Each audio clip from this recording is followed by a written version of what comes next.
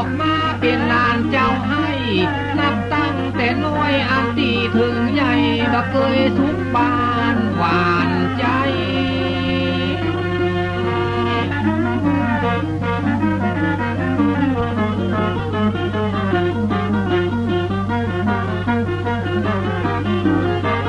แน่มันตัวข้าเป็นลูกนี่กาเจ้านาได้เกิดออกมาเป็นหลานเจ้าให้นับตั้งน้อยอันตีถึงใหญ่บ่เคยทุกปานบานใจเสียเลยกำว่าแจงเชื่อเจ้าก็เปียเอาเขียวนี่กากับหุยไก่ผู้แจ้ผู้จงตกปีกขันเลยได้หูน้ำมือไปอยู่ห่างห่าง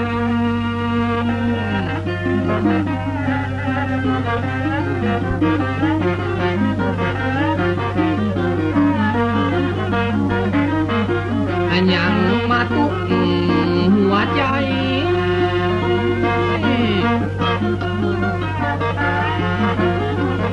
จะอ่านแสนสุขทุกข์กึดยังกะบาลุกลำบากหัวใจบาจังจะเนี่ยอันตีจะได้ทำนานี่กากินจังมันมาตุกอันตัวสีมาตัวข้านี่กากำหังถูกนั่งได้ทำนาอันตีกินจังเป็นชีวิตเจ้านากันเกิดมานี่กาจะตีสั้นมีหน้ากะสั้นมีตาเฮาเป็นลูกอันตีเจ้านาเป็นจะได้จ้าพี่น้องเจ้าบ้างช่วยกันไถนามันถึงเวลาตรงกาจะวางเวลาน้องจะปาน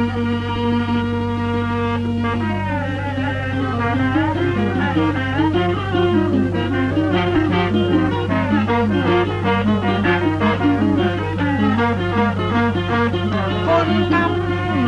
พุงหมูนี่กาพี่น้องนั่งซ่องเอากันจัดลายบึดหนึ่งกอกงัวบึดหนึ่งกอกควายตุ๊กหิมตายทำนาหวานกานัดแล้วอากาละพี่น้องเอาซึ่งดีนะจะน้องจะน้อง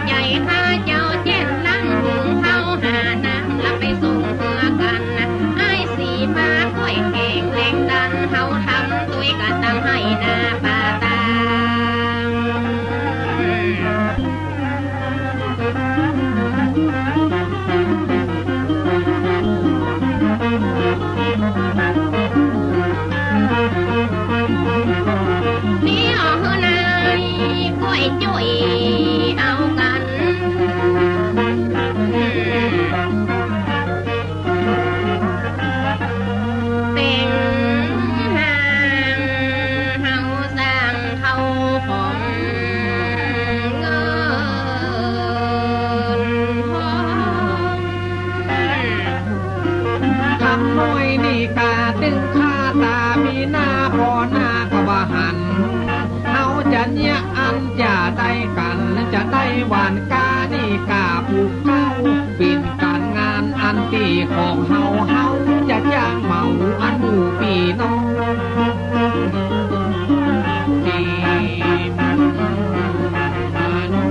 เฮาเจ้านามา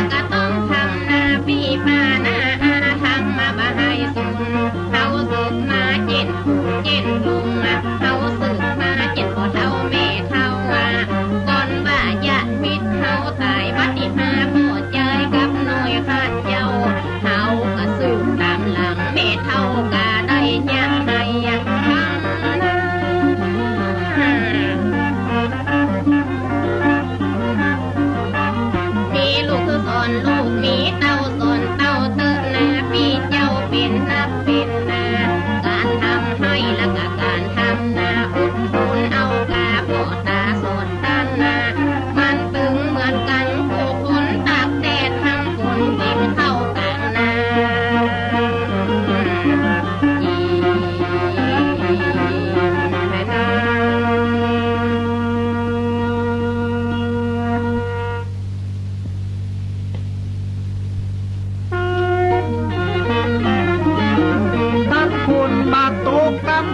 บ่ห้องทำน้อยอีน้องน้ำซ้ำมาเขียม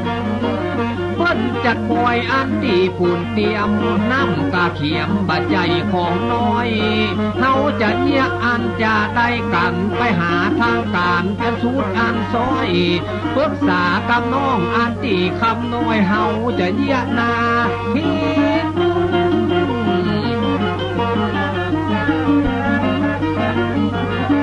น้อยตัวจะฟังกำข้ามันก็ห่างตึงนามันก็ห่างตึงฝ่ายลำบากอันตังแห่งควายกันมาปวดใจให้กูคำน้อยเฮาเนี่ยนาปีนี้นักแกมันก็ปางสูดมันก็ปางซอยจีมนั่นน้องเดือนสิบมันก็ห่างก็เสร็จแล้วก็เดือนสิบเอ็ดอย่าไปเดือน12ฝนก็มาตกน้ำกะบ้านน้องเจ้าบ้านปากก็มาตกใจเจนล้ำเฮาจะหย่าให้เฮาจะใส่นาซ้ำห้ำเมืองมันมาบักว่างจะหย่าอย่างใดสิมาบ่ห้างอายเขาว่าพอฝนเพียง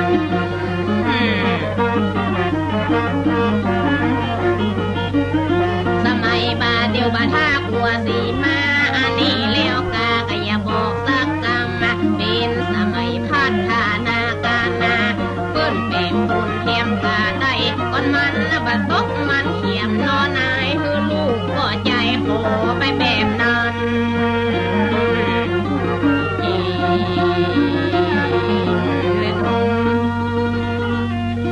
พอดีนะแกคำน้อยปีนี้นะนึกว่าจะบรรยะนาเหนะเจ้าก็มันปีจะได้พ่องกับพ่อขุนเทียมนี่กับคนจุ๋ยเฮาอ่ะเจ้าแต่ว่าเนี่ยอายก็ออกไปเอียกลางทุ่งกลางนาโอ้เข้าหอก่อจัดใจก็จะดีเกี่ยวแล้วเขาจะเกี่ยวกันวันใดนี่ว่านะอ้ายเข้าเฮานะเจ้าว่ามันบาเหลืองแต่ลูกพอพูดบ้านใต้พวกเปิ้นจะเกี่ยวมันผูกอ่ะมันผูกพระจุ๋ยเปิดแล้ววันฮือเขาก็เกี่ยวเนาะเจ้าแล้วของกินของว่าให้ได้เกียมเขาน้อยจะเกียมมันอย่างไรพ่องพระเจ้าว่าแกงนอส้มใส่อึ่งอ่างดิก้าอ้ายโอ้อายเปิดซะให้ละจีนลาบแกงออมดีกว่าคำน้อย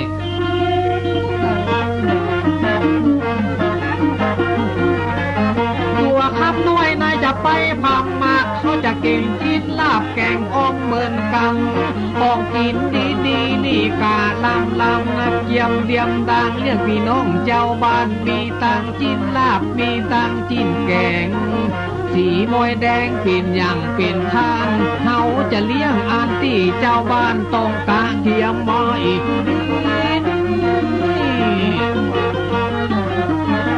เลี้ยงพี่นี่กาเลี้ยงน้องกับเทียมไว้พร้อมจีนลาบจีนแกงบอกว่าจีนนิดอันที่จีนแดงตาวันแรงว่าจะเลี้ยงเจ้าบ้านเลี้ยงกันนักเลี้ยงกันหลายแม่หญิงกว่าใจมีหลายมากเราเองนั่นน้อง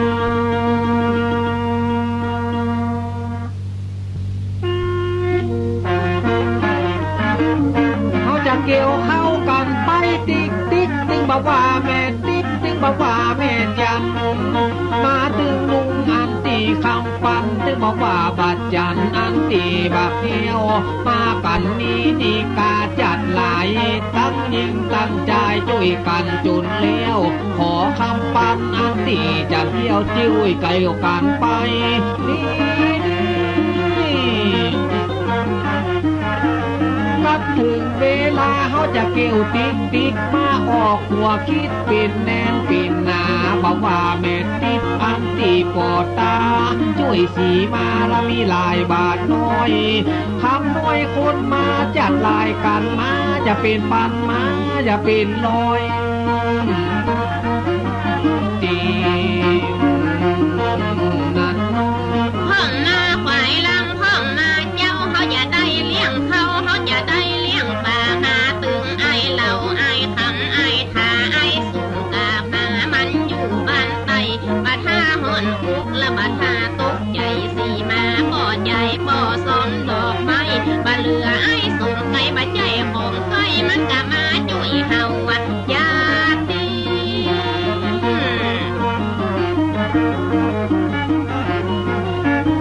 มาเดียวอันเข้าเฮาเกี่ยวเรียบร้อยมาปีน้อยก็อย่าอู้นักฟ้ากะมืดกว่าฝนตกทัก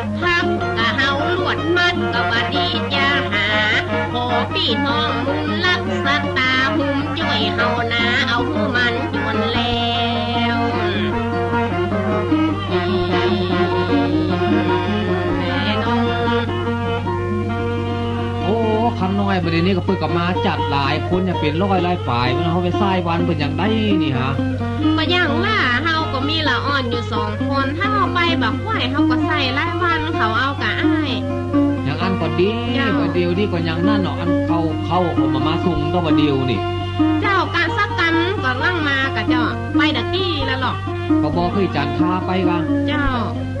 กันอย่างอันก็ไม่เป็นอย่างเขาจะเกี่ยววันนี้ว่าจะตีวันนี้ลากวันนี้ให้มันเลี้ยวกันวันนี้ ก็ เนาะ มันแล้วตัวอ้ายพอห้ามันจะมาค่ำเข้าเฮาก็มืดฟ้ามัวดินมาปวดขอพี่น้องเอาใจเป็นกันจ้อยข้าเจ้ากำเนิด